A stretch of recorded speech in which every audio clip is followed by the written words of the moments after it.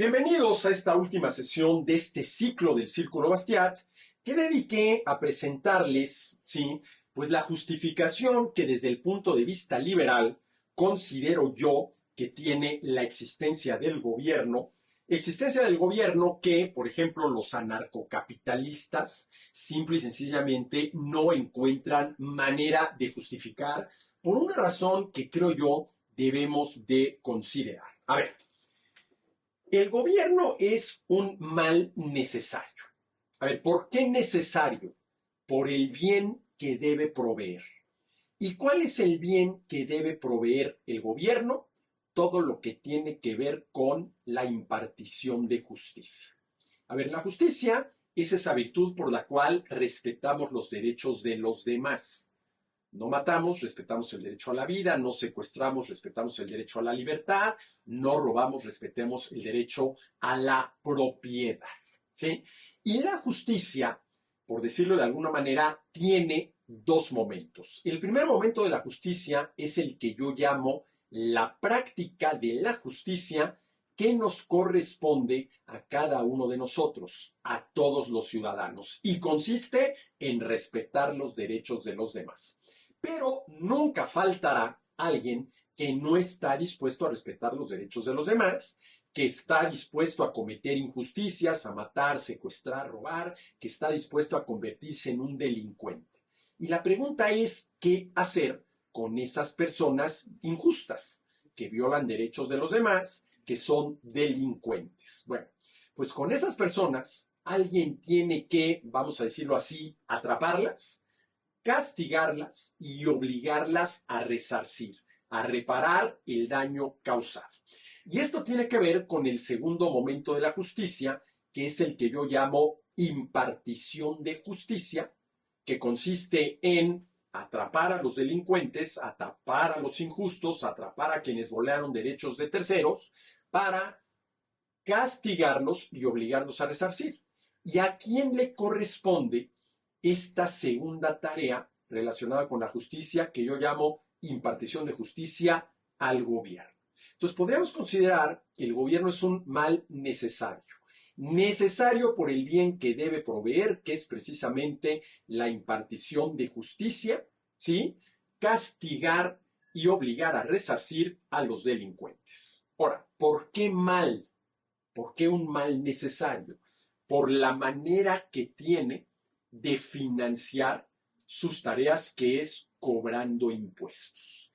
Y a ver, ¿qué supone cobrar impuestos? Que hay alguien con el poder suficiente para obligar a los ciudadanos a entregarle parte del producto de su trabajo. Que para decirlo muy claramente, eso es cobrar impuestos. El gobierno obligando a los ciudadanos bajo amenaza de castigo a entregarle parte del producto de su trabajo. Y eso, quiérase que no, es un robo. A ver, ¿cuál es la definición de robo? Obligar a alguien, ¿sí?, por la fuerza o por el engaño a entregar parte del producto de su trabajo. ¿Y qué es lo que hace el gobierno al cobrar impuestos? Está obligando al ciudadano, en su calidad de contribuyente, a, por la fuerza, bajo amenaza de castigo, a entregar parte del producto de su trabajo. A ver, yo, Arturo Da, me paso un día, ¿sí?, en el pago de mis impuestos y el gobierno ya me castigó porque tengo que hablarle a mi contador para que me vuelva a hacer el cálculo de los impuestos del mes con el recargo con el cual me está castigando el gobierno por habérseme pasado un día la fecha límite del pago de impuestos, ¿sí? Entonces, cobrar impuestos es un robo. La pregunta es si ese robo se puede justificar. Y yo creo que esa es la pregunta que tenemos que atender los liberales, ¿sí? ¿En qué condiciones, bajo qué circunstancias se justificaría, ¿sí?, el cobro de impuestos? El obligar a los ciudadanos a entregarle al gobierno bajo amenaza de castigo una parte de sus ingresos. Ahora, a ver, si la tarea del gobierno es impartir justicia y absolutamente todos, inclusive los delincuentes, ¿sí?, les gustaría que se impartiera justicia, ¿por qué no dejar que los ciudadanos voluntariamente aporten voluntariamente a una cuenta bancaria para financiar las tareas del gobierno? Bueno, a ver, primer punto. ¿Por qué hasta los delincuentes les gustaría vivir en una sociedad donde el gobierno fuera honesto y eficaz, siendo ellos la excepción? Porque, a ver, si yo soy secuestrador, ¿cuál sería la condición ideal para mí? Que yo fuera el único secuestrador de la comunidad. Porque si yo soy el único secuestrador, yo voy a secuestrar, pero nadie me va a secuestrar. Si yo soy el único asesino, yo voy a asesinar, pero nadie me va a asesinar. Si yo soy el único ladrón, yo voy a robar, pero nadie me va a robar. Si yo soy el único delincuente, yo voy a cometer delitos, pero no voy a ser víctima de un delito porque yo soy el único delincuente. Entonces, claro que a los delincuentes les convendría ser el único delincuente de la localidad, para lo cual el gobierno tendría que ser lo más honesto y lo más eficaz posible en su tarea, que es la de prevenir los delitos, castigar a quien comete delitos y obligarlo a resarcir. Entonces, si todos quisieran, ¿sí?, que el gobierno cumpliera de manera honesta y eficaz su principal tarea, que es hacer valer los derechos de los ciudadanos y castigar y obligar a resarcir a quienes los violan, ¿por qué no dejar que los ciudadanos voluntariamente aporten al gobierno? Bueno, por dos razones fundamentales. La primera, ¿qué pasaría con los gorrones? ¿Qué pasaría con aquellos que no aportaran voluntariamente para financiar las tareas del gobierno? ¿Tendrían derecho a que el gobierno, dado el caso, los defendiera, por ejemplo, de algún delito? Y si ya fueron víctimas del delito, ¿tendrían derecho a que el gobierno les impartiera justicia atrapando al delincuente, castigándolo y obligándolo a resarcir? ¿Qué pasa con los gorrones? Que seguramente lo sabría. Ese sería el primer punto. Y el segundo punto, oye, ¿y qué pasa si con lo que voluntariamente aportan los ciudadanos no alcanza para financiar las tareas del gobierno? Que podría ser el caso. O es que con lo que voluntariamente aportan los ciudadanos no alcanza para financiar las tareas del gobierno. Entonces, ¿cómo resuelves estos dos problemas? El problema del gorrón, el que no aporta para financiar las tareas del gobierno, pero sí recibe la protección del gobierno, o la insuficiencia de fondos, porque voluntariamente no se aporta lo suficiente para que el gobierno tenga los recursos suficientes para, con toda honestidad y eficacia, hacer, ¿sí?, su tarea. ¿Cómo resuelves estos dos problemas? Cobrándole impuestos a todos. Esto se justificaría, uno, si se le cobra el mismo impuesto a todos, uno solo, el mismo impuesto a todos, para darle a todos lo mismo. Ahora, ¿qué es lo que cualquier gobierno debe darle a todos sus ciudadanos? Impartición de justicia.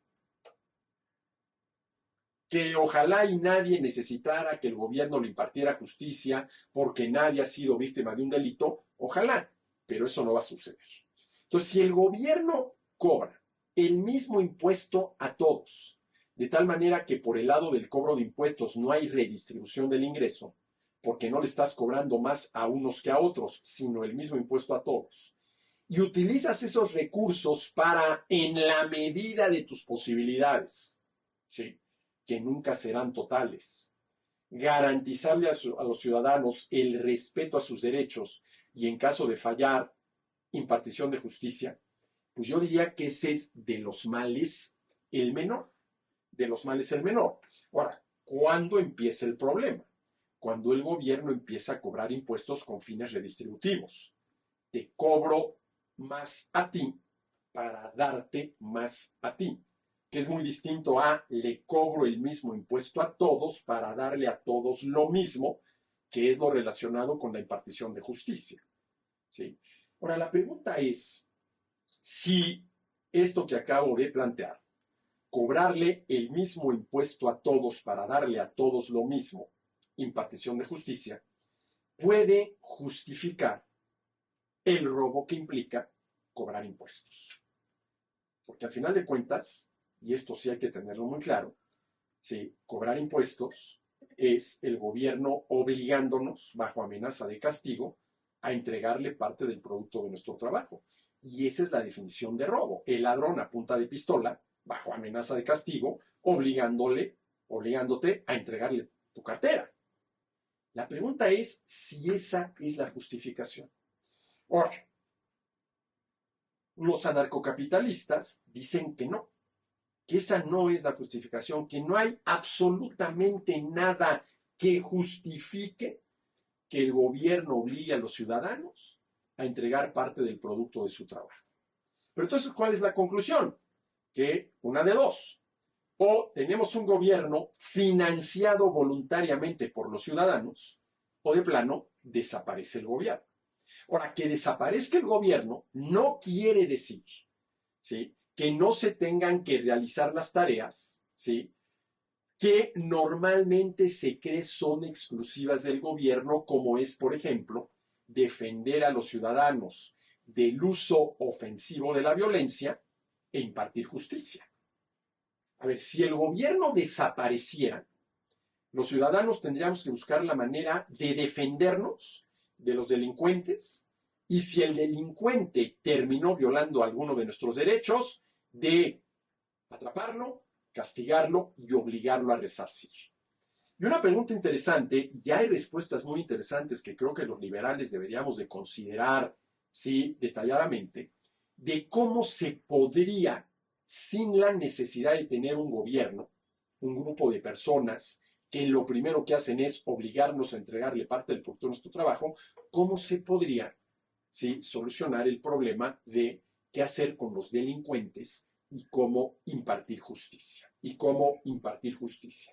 Pero la pregunta que debemos hacernos, y es una pregunta que yo vengo haciéndome seriamente ya desde hace algún tiempo, es si, llevado hasta sus últimas consecuencias lógicas, que no por ser últimas necesariamente son malas, los liberales podemos justificar la existencia del gobierno. Bueno, a ver, yo dediqué las 10 sesiones anteriores de este ciclo del Círculo Bastiat a presentar la que hasta el momento es mi justificación para la existencia del gobierno. El gobierno debe hacer todo lo que desde el punto de vista ético se le permitiría hacer a cualquier persona. Y el gobierno no debe hacer nada de lo que desde el punto de vista ético se le prohibiría, se le negaría a cualquier persona. ¿Sí? Pero ojo, mientras haya gobierno, habrá que financiarlo. Y una de dos. O se recurre a los impuestos, obligando a los ciudadanos a entregar parte del producto de su trabajo, o se busca un esquema alternativo que sería el de aportaciones voluntarias. Pero a ver, ¿cuál es el problema con las aportaciones voluntarias? Que no todo el mundo aportaría voluntariamente para financiar las tareas del gobierno. Surgirían los gorrones, y esos gorrones que no aportaron tendrían derecho a que el gobierno los defienda de la delincuencia. Pues no. Pero ¿cómo haríamos para distinguir quién sí y quién no? A ver, el ladrón está a punto de robarle a alguien la cartera, aparece el policía y dice, a ver, deténganles ahí, espérenme tantito, nadie se mueva. A ver, tú ciudadano, muéstrame el recibo por el cual puedes comprobar que hiciste tu aportación mensual voluntaria para financiar al gobierno. ¿Tienes ese recibo? Entonces sí te defiendo del ladrón. ¿No tienes ese recibo? Ladrón, por favor, proceda con el robo, porque este ciudadano no tiene derecho a que yo lo defienda. O la otra, ¿sí? O la otra. Que desaparezca el gobierno. ¿Sí? Que desaparezca el gobierno. Ahora, si el gobierno desapareciera, habría maneras más eficaces de combatir el uso ofensivo de la violencia.